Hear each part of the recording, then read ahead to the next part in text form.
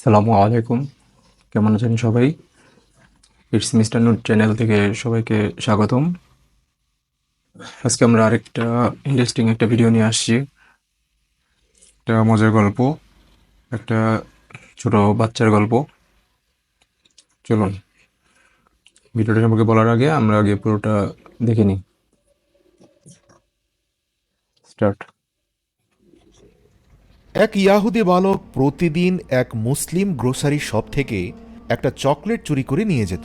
Grocery শপের মালিক শেখ ইব্রাহিম ছিলেন একজন পাক্কা দিনদার মুসলিম। তিনি তুর্কি বংশোদ্ভূত, কিন্তু ফ্রান্সের প্যারিসে বসবাস করতেন। সেখানেই তার গ্রোসারি শপ ছিল।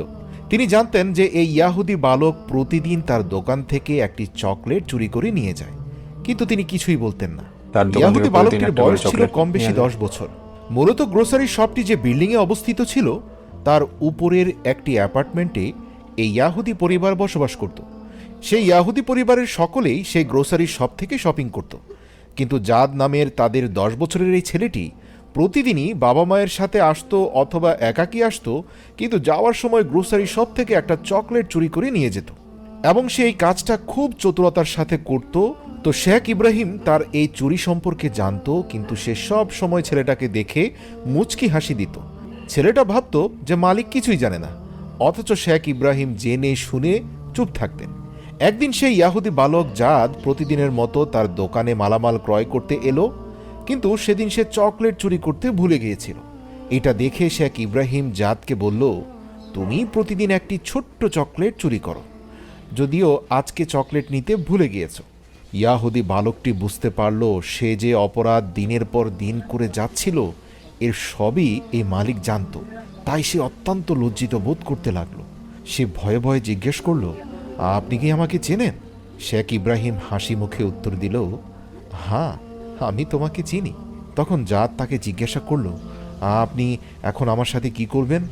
আপনি কি পুলিশের কাছে কমপ্লেইন করবেন, নাকি আমার বাবা মায়ের কাছে বিচার দেবেন? শেখ ইব্রাহিম উত্তর দিল, না, আমি তা করব না, তবে আমার একটা শর্ত আছে।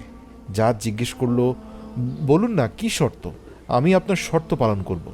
শেখ ইব্রাহিম বলল, আমার শর্ত হচ্ছে, আজকে থেকে তুমি আর কখনো আমার দোকান থেকে কিচ্ছু চুরি করবে না এবং অন্য কারো কাছ থেকে, কারো দোকান থেকে কখনোই কোনো কিছু চুরি করবে না। যদি তুমি আমার সাথে এই ওয়াদা করতে পারো, তাহলে আমি তোমাকে ক্ষমা করে দেব। জাত বলল, আমি ওয়াদা করছি, আমি আর কখনো কারো কাছ থেকে কিচ্ছু চুরি করব না আঙ্কেল। শেখ ইব্রাহিম মুচকি হাসলেন, বললেন, খুব ভালো, তুমি যে ওয়াদাটা করলে এই ওয়াদাটা তুমি রাখবে।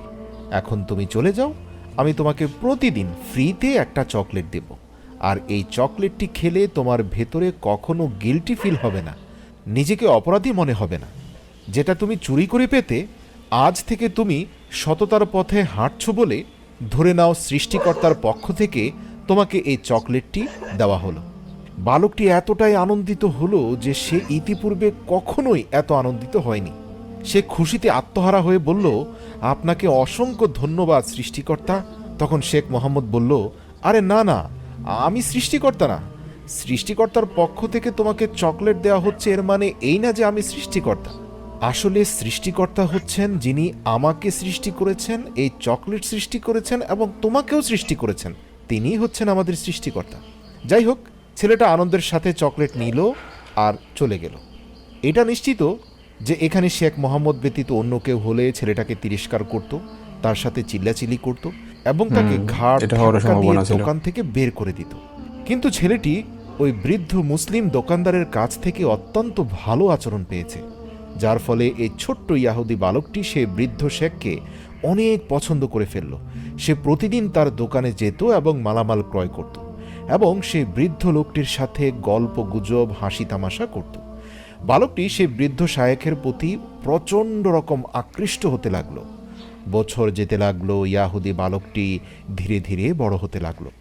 একসময় সে ছোট্ট বালক থেকে যুবকে পরিণত হলো এবং সাধারণত ইউরোপীয় যুবকেরা এই বয়সে অনেক ধরনের সমস্যার সম্মুখীন হয় এবং জাদও তার ব্যক্তিগত জীবন নিয়ে অনেক সমস্যা এবং অসচ্ছলতার মুখোমুখি হলো।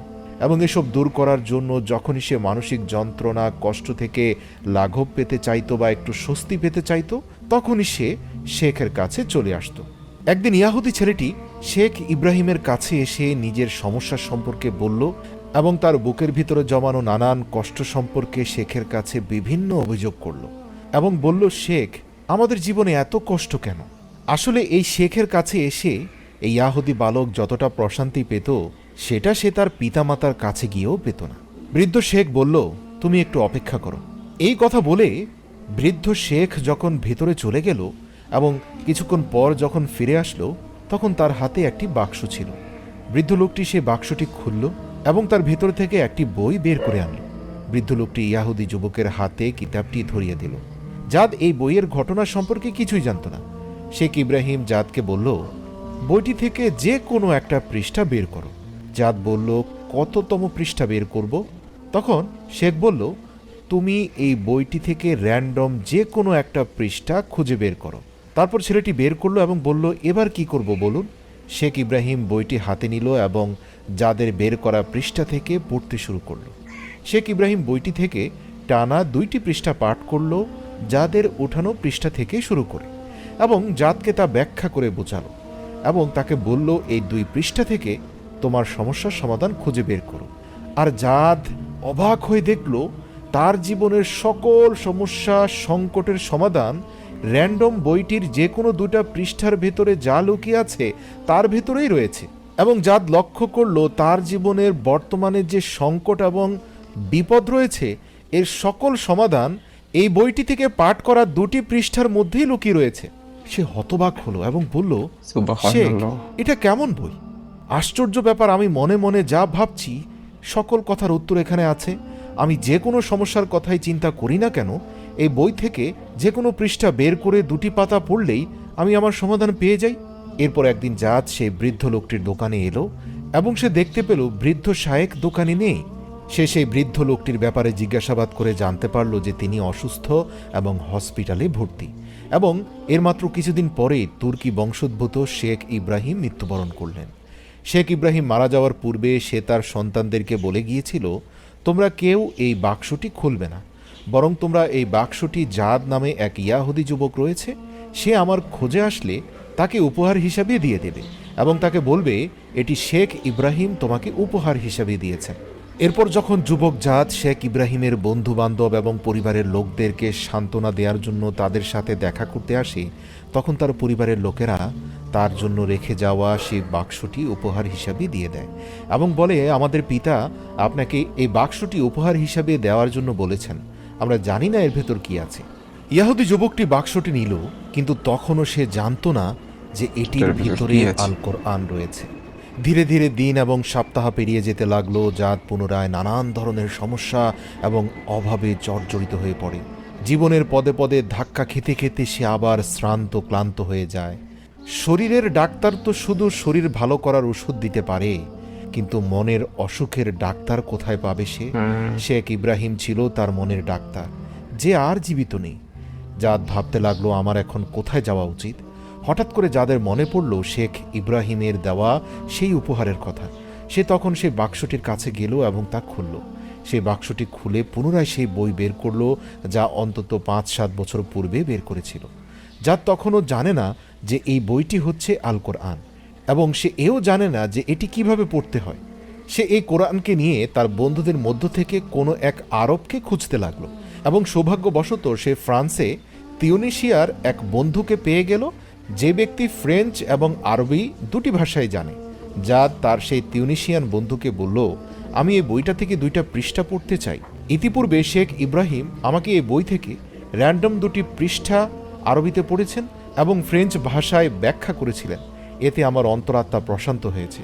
তুমি কি আমাকে একইভাবে 2টি পৃষ্ঠা পড়ে এর ফ্রেঞ্চ অর্থ আমাকে ব্যাখ্যা করে বোঝাতে পারবে?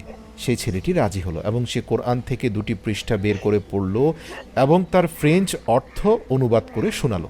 যখন তার সেই বন্ধু অনুবাদ করে তাকে শোনাচ্ছিল সেই সময় যাদের চোখ বেয়ে পানি গড়িয়ে পড়ছিল, কেননা সে তখন সেই 2 পৃষ্ঠার মধ্যে তার সকল সমস্যার সমাধান খুঁজে পেয়েছিল, যেমনটা ইতিপূর্বে শেখ ইব্রাহিম তাকে বুঝিয়েছিল। জাদ খুবই অবাক হলো এবং ভাবতে লাগলো যে এ কেমন অদ্ভুত বই যে কোনো 2টা পৃষ্ঠা পড়লেই জীবনের সমস্যার সমাধান হয়ে যায়। তখন তার সেই বন্ধুটি বলল, আসলে এটি আমাদের ধর্মীয় কিতাব যা সৃষ্টিকর্তার পক্ষ থেকে নাজিল হয়েছে। এটি হচ্ছে আল কোরআন, মুসলমানদের ধর্মীয় কিতাব। জাদ প্রশ্ন করল, এটি কার কিতাব? তার সেই বন্ধু উত্তর দিল, এই কিতাব আল্লাহ তাআলার পক্ষ থেকে পাঠানো হয়েছে। নবী হজরত মোহাম্মদ সাল্লাল্লাহু আলাইহি ওয়াসাল্লামের উপর আল্লাহ পাক নাজিল করেছেন এই কিতাব, যাতে মানব জাতিকে আলোর পথ দেখানো যায়। এবং এই কিতাব হচ্ছে সমগ্র বিশ্ববাসীর জন্য আল্লাহর তরফ থেকে রহমত, হেদায়েতের আলো এবং পথ নির্দেশনা। এখন জাদ বুঝতে পারল, এই হচ্ছে সেই কোরআন যা অনেক বছর ধরে তার নানা ধরনের সমস্যার সমাধান দিয়ে আসছিল। আর শেখ ইব্রাহিম ছিলেন এই কোরআনেরই একজন ছাত্র। জাদ তাকে জিজ্ঞেস করল, আমি কিভাবে পরিপূর্ণরূপে এই কিতাবের অনুসারী হতে পারি? তার সে বন্ধু বলল, তুমি আমার সাথে পড়ো, আশহাদু আল্লা ইলাহা ইল্লাল্লাহু ওয়া আশহাদু আন্না মুহাম্মাদান আবদুহু ওয়া রাসূলুহু। জাদ সাথে সাথে প্রশান্তিময় এই বাক্যগুলো পড়ল এবং তার অন্তরাত্মা প্রশান্ত হলো। যাদের বয়স ছিল তখন 20 বছর, এবং সে 20 তখন বছর। থেকে ইসলাম সম্পর্কে পড়াশোনা এবং জ্ঞান অর্জন করা শুরু করলো। এবং একটা সময় সে ইউরোপের সবচেয়ে বড় দাঈ ইলাল্লাহ হয়ে গেল। আপনারা জেনে অবাক হবেন, ইউরোপের 6000 লোক তার হাতেই সত্য দিন চিনতে পারল। শেখ ইব্রাহিম তাকে যে বাক্সটি দিয়েছিল তার ভেতরে একটি কাগজের টুকরো ছিল, 6000 এবং সেই কাগজের টুকরোতে শেখ ইব্রাহিম কোরআনের একটি আয়াত লিখে রেখেছিলেন। সেই আয়াতটিতে লেখা ছিল, বলো, এটি হচ্ছে আমার পথ, আমি মানুষকে আল্লাহর পথে আহ্বান করি প্রজ্ঞার সাথে। সূরা ইউসুফ আয়াত নম্বর 108। এরপর জাদ সিদ্ধান্ত নিল সে আফ্রিকায় ভ্রমণ করবে এবং সেখানে আল্লাহর দ্বীনের দাওয়াত দিবে। সে তার নাম রাখল জাদ আল্লাহ আল কারনি। সে তার জীবনে 30টি বছর আল্লাহর দ্বীনের খেদমতে ব্যয় করেছিল। এই 30 বছরে লক্ষ লক্ষ মানুষকে সে আলোর পথে নিয়ে এসেছে। আর এর সবটাই সম্ভব হয়েছে শেখ ইব্রাহিম এর কল্যাণে, যিনি তার দোকানে এই ইয়াহুদি বালকের সাথে সুন্দর ব্যবহার করেছিলেন। জাদ আল্লাহ আল কারনি আজ থেকে প্রায় 20 বছর আগে 2003 সালে ইন্তেকাল করেন, এবং তিনি ইউরোপ এবং আমেরিকার লক্ষ লক্ষ মুসলিমদের প্রাণের মণি। আজও বিশ্ব মুসলিমদের ইতিহাসে তার নাম স্বর্ণাক্ষরে লেখা রয়েছে। তার দাওয়াতে লক্ষ লক্ষ মানুষ আলোর পথ পেয়েছে। প্রিয় মুসলিম ভাই ও বোনেরা, আজকের এই ভিডিওতে আমি আপনাদেরকে যে অনুরোধ করতে চাই, আপনারা দয়া করে এই বিস্ময়কর আল কোরআন গ্রন্থটির কিছু অংশ পড়ুন, অনুধাবন করুন। শুধু পড়ার মধ্যে সীমাবদ্ধ থাকলে হবে না, এর অন্তর্নিহিত অর্থ হৃদয়ে গেঁথে ফেলুন এবং এর উপরে জীবনটাকে পরিচালিত করুন। আরেকটি কথা, দয়া করে কখনোই কারোর সাথে খারাপ আচরণ করবেন না, যতই অন্যায় করুক না কেন। আপনার মিষ্টি আচরণ, সুন্দর ব্যবহার, উত্তম আখলাক হতে পারে একটি মানুষের আলোর পথের দিক নির্দেশনা। আল্লাহ রাসূল সাল্লাল্লাহু আলাইহি সাল্লাম ছিলেন শ্রেষ্ঠ আখলাকের উপর প্রতিষ্ঠিত। এটি পবিত্র কোরআনের সূরা নূনে রয়েছে। আল্লাহ তাআলা বলেন, ইন্নাকা লা আলা খুলুকিন আযীম, নিঃসন্দেহে নিশ্চয়ই আমি আপনাকে শ্রেষ্ঠ আচরণের উপর প্রতিষ্ঠিত করেছি। এই ছিল ইন্টারেস্টিং একটা ভিডিও। তো আপনারা দেখলেন যে এটা শুরুটা হয়েছিল সেই লোকটার সুন্দর ব্যবহার থেকে শুরু হয়েছিল। কিছুই করেনি, শুধু ওর সাথে শুধু সুন্দর করে ব্যবহার করছিল, কোনো খারাপ ব্যবহার করেন নাই। কিন্তু চাইলে করতে পারতো, কিন্তু উনি সেটা করেনি। উনি ওনার উত্তম ব্যবহারটা প্রকাশ করছে, যার ফলশ্রুতিতে ছেলেটা খুবই মুগ্ধ হয়েছিল তার এই ব্যবহারে এবং তার সাথে ঘনিষ্ঠ হয়ে গেছিল শুধুমাত্র এই ব্যবহারের কারণে। এবং পরবর্তীতে যখন উনি লোকটা মারা যাওয়ার পর যখন তারা ওই কোরআন শরীফটা গিফট করছিল, এবং এটা একসময় তার হৃদায়তের কারণ হয়ে দাঁড়ায়, এবং সব স্টার্টিং হয়েছিল শুধুমাত্র ওই সুন্দর ব্যবহারটার কারণে, আর কোনো কিছুর জন্যই না। আমরা সবাই সবার সাথে ভালো ব্যবহার করার চেষ্টা করব, কারোর সাথে খারাপ আচরণ করব না, কারো বদনাম করব না। তো এই ছিল আজকের এই ভিডিওটা থেকে এই শিক্ষা। সামনে আবার আরও ভিডিও নিয়ে আসবো। সে পর্যন্ত ভালো থাকবেন সবাই। আসসালামু আলাইকুম।